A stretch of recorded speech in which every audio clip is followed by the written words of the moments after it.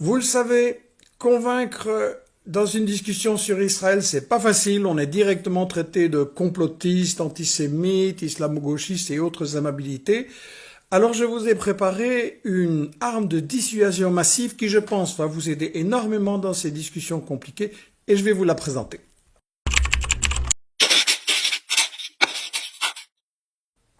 Rédigé avec mon ami Jean-Pierre Boucher, Israël, les 100 pires citations, je crois que c'est original et un peu pervers parce que, en fait, nous donnons la parole uniquement aux fondateurs et dirigeants du sionisme. Uniquement.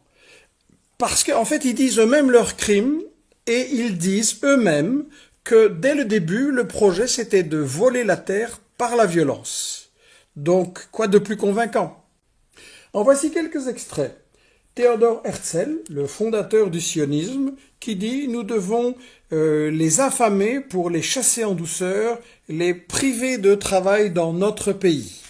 En 1895, un an plus tard, nous devons former un mur de défense de l'Europe en Asie, un avant-poste de la civilisation contre la barbarie, et nous devons rester en contact avec l'Europe entière qui doit garantir notre existence. Donc c'est un projet colonial protégé par les grandes puissances.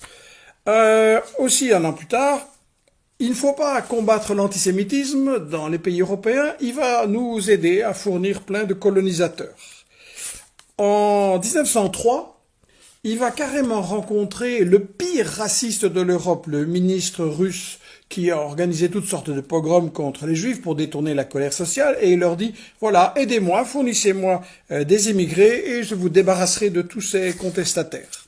Max Nordau, son copain qui a fondé l'organisation sioniste mondiale, cette race, doit rester pure et ne peut pas se fondre dans les autres. Ça évoque pas un peu certains discours épouvantables de l'époque? Ou alors le 10, Arthur Rupin, qui dirige la colonisation sioniste au début du XXe siècle, seuls les juifs de race peuvent venir en Palestine.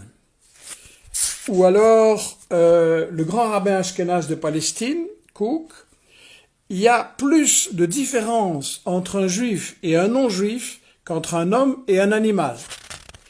Ou alors, il faut absolument les expulser parce que nous ne pouvons pas nous mélanger aux musulmans, nous devons rester purs.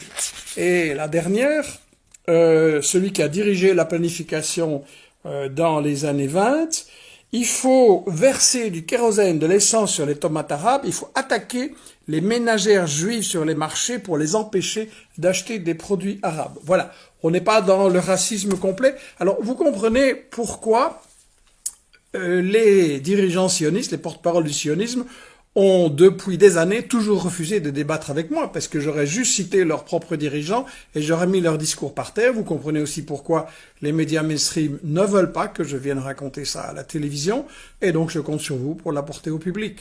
On va gagner la bataille de l'info.